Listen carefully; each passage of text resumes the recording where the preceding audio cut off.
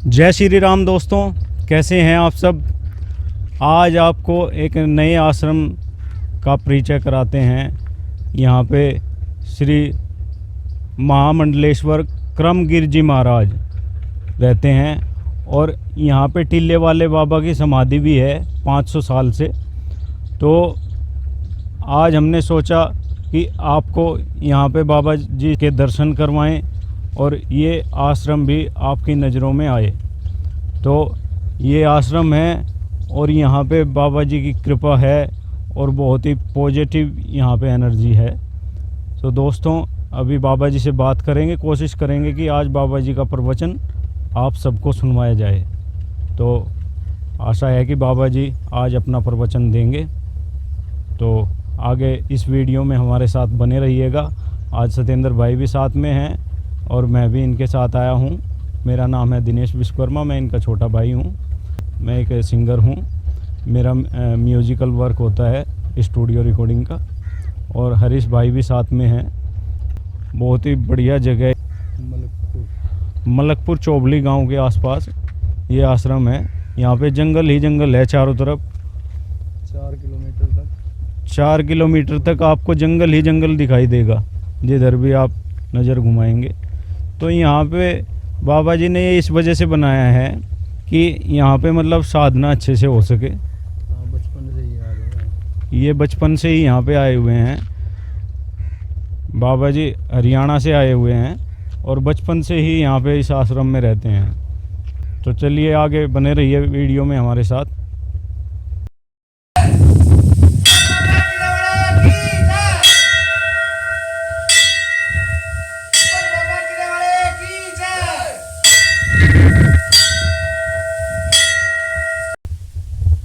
और यहाँ पे महाराज जी के प्रवचन का भी सौभाग्य आपको मिलेगा।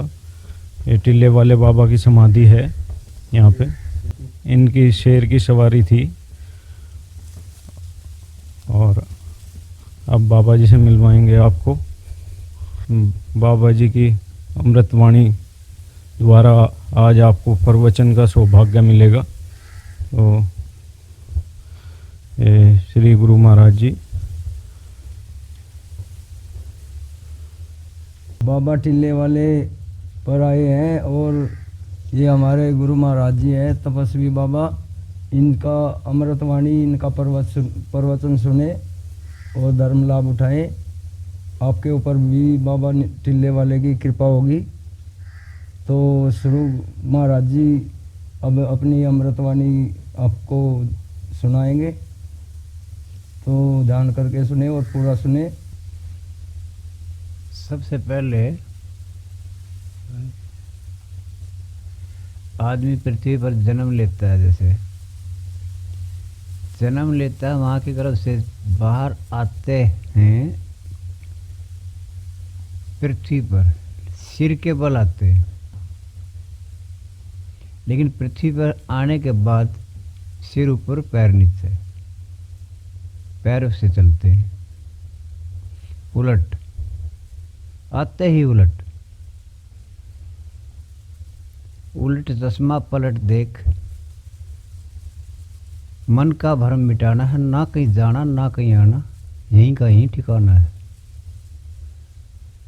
पहला सवाल तो मनुष्य के लिए यहीं पैदा हो गया।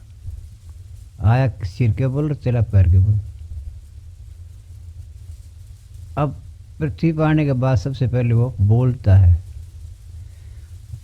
जीभ नहीं चलती, गूंगे भी पैदा होते हैं, लेकिन अंदर अंदर वो भी बोलता है।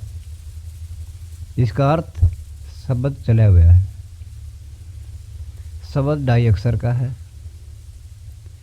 लेकिन अक्षर शरीर में उत्पन्न कहाँ से होता है, पहले तो हमें यही देखना है। सबसे पहले बोलना सीखना है। अब कुत्ते ने कहा भौं, उसका बच्चा भी बोल रहा भौं। माँ ने कहा पिताजी, हमने भी कहा पिताजी। ये भूखना सीख क्या है या बोलना, पहले हमें ये सोचना। बोलने जानने का अर्थ उसे हर अक्षर का ये ज्ञान होना चाहिए, मेरे शरीर में कहाँ से ये शब्द, ये अक्षर उत्पन्न कहाँ से हो रहा है। जिस शरीर में मैं हूँ, मैं कौन हूँ और ये वाणी, ये शब्द कौन है? क्या मैं शरीर हूँ? क्या मैं वाणी हूँ या मैं कोई और हूँ? इस गहराई में जाने के लिए हमें सर्वप्रथम गु माने अंधेरा, प्रकाश, रू माने प्रकाश, गुरु का सहारा चाहिए। जो मैं उसे गुरु हमें संकेत यानी ज्ञान देते हैं, इस प्रकार से, इस प्रकार से, इस प्रकार से, लेकिन अमल तो हमें करना है, उस पर चलना ना चलना।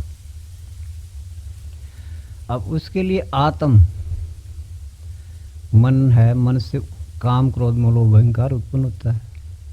आत्मा से केवल ज्ञान ही, प्रकाश ही पैदा होता है।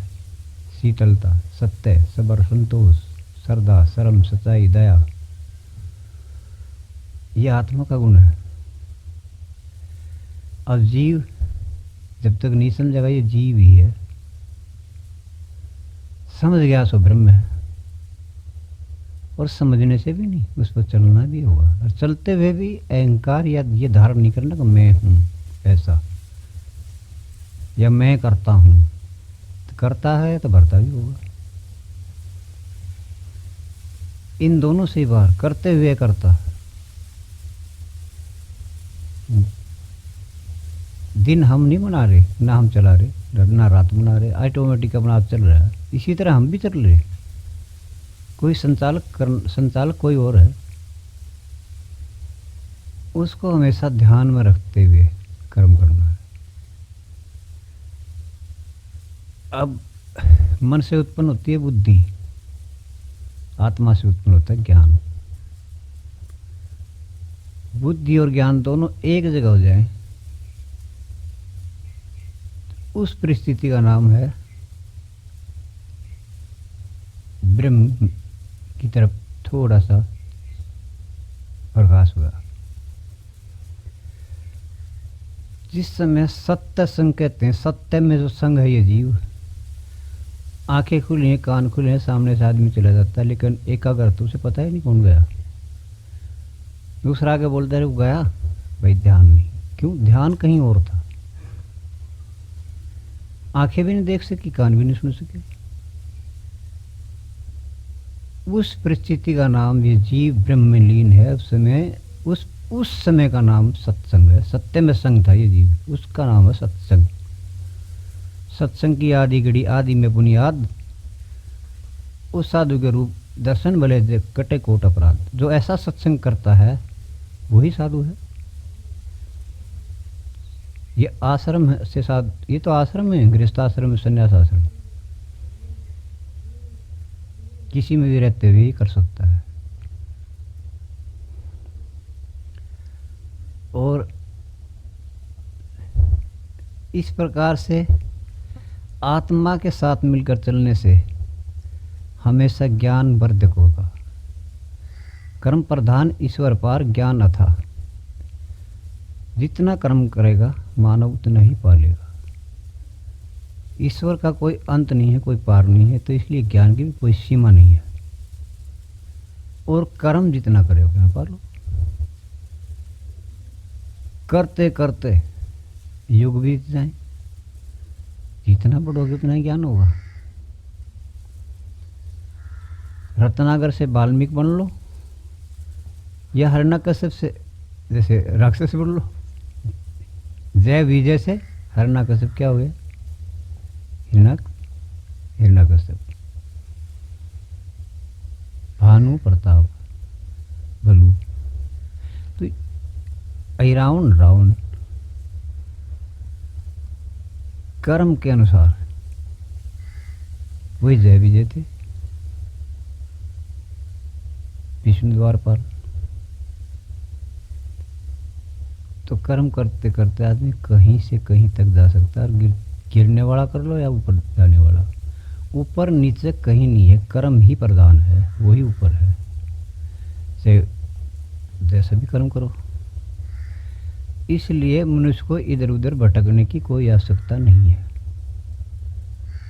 ना किसी के पास कुछ है और ना किसी के पास था, ना है, ना हो सकता। वो सबके पास है, सबके पास था, सबके पास रहेगा। खोज खुद करनी है, चलना स्वयं है। मिथ्या दूसरे पर दोष देना गलत है।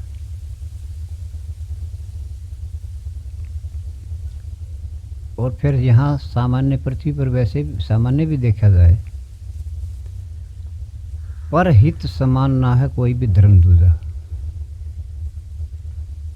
परमार्थ है स्वधर्म।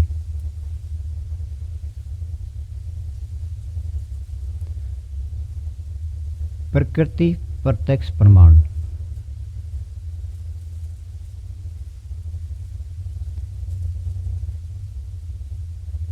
यथा योग विश्व कल्याण,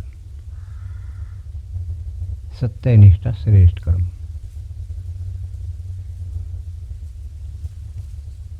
बाकी फिर सुनाएंगे। अमल करने वाले के लिए शुरुआत यही है।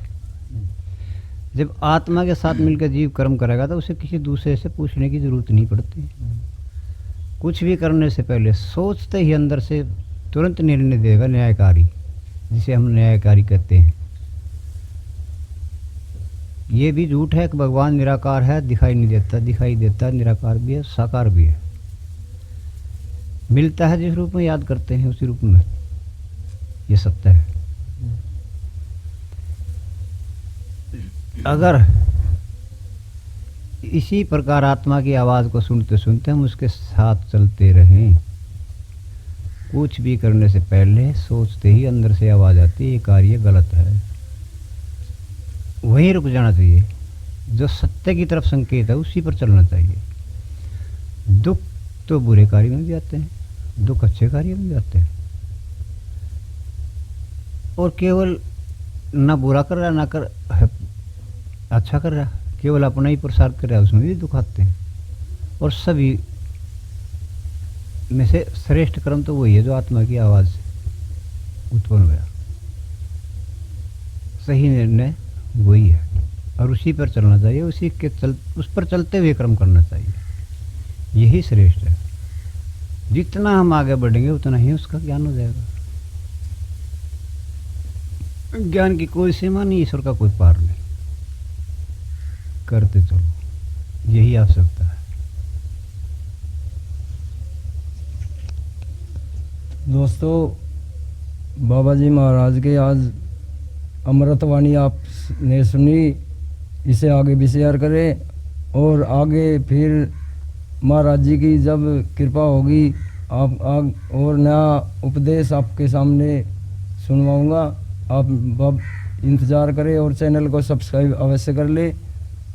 तो अभी इजाज़त लेते हैं। और मैं अभी दिनेश भाई आज आश्रम की ओर रूपरेखा दिखाएंगे। कितनी शांति है यहाँ पर।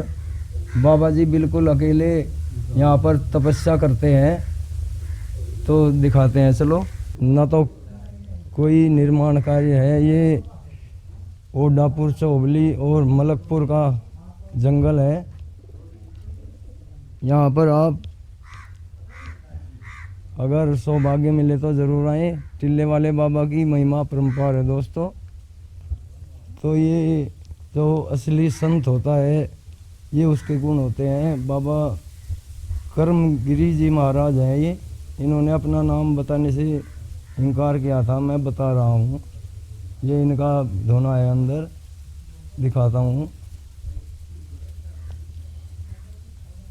जहाँ पर बैठकर बाबा जी तपस्या करते हैं,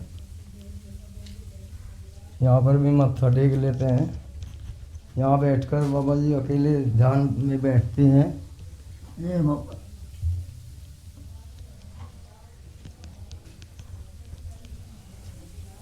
तो इस कमरे में महाराज जी ध्यान में बैठा करते हैं जब भी वे तपस्या करते हैं। और इधर ये मंदिर है माता का।